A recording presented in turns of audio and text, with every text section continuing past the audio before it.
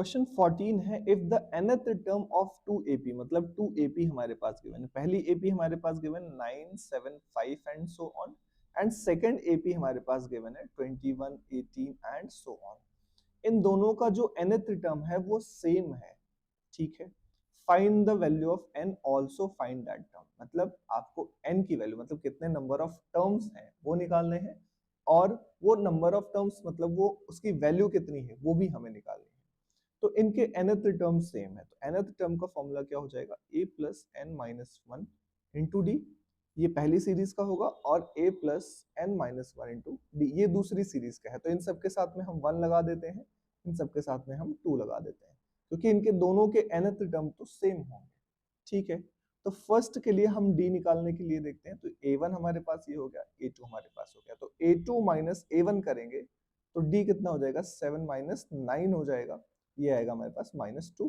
ये हमारे पास d1 आया है पहली सीरीज के लिए। अब हम d2 निकालेंगे, तो 21 माइनस 4 निकालेंगे तो हमारे पास आएगा माइनस का 3, ये हमारे पास है। a1 हमें पता है 24, a2 21। सो फर्स्ट वाली सीरीज के लिए a1 हम पुट करेंगे तो आएगा 9 प्लस n माइनस 1, हमें ये नहीं पता है, हमें यही फाइंड करना है, इनटू -2, ये हो जाएगा a2 24 प्लस n माइनस 1 हमें नहीं पता है, और d हमारे पास गिवन है माइनस का 3। अब इस तरीके से लिखने के बाद हम वैल्यू को सॉल्व करेंगे, तो 9 प्लस ये कितना हो जाएगा, माइनस का 2 और प्लस का 2, -2n plus 2, 24 as it is रहेगा, ये हो जाएगा माइनस का 3n प्लस का 3।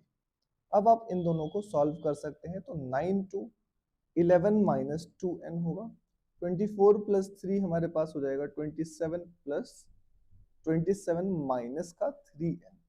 अब हम नंबर्स को एक साइड कर लेते हैं, n वाले टर्म्स को एक साइड कर लेते हैं, तो 27 ये माइनस का 2n, ये माइनस का 3n इधर आएगा, प्लस का 3n हो जाएगा, तो 27 माइनस का 11 हो जाएगा, तो प्लस माइनस माइनस ये n हो जाएगा। हम जब इन दोनों को माइनस करेंगे तो हमारे पास n आ जाएगा 16।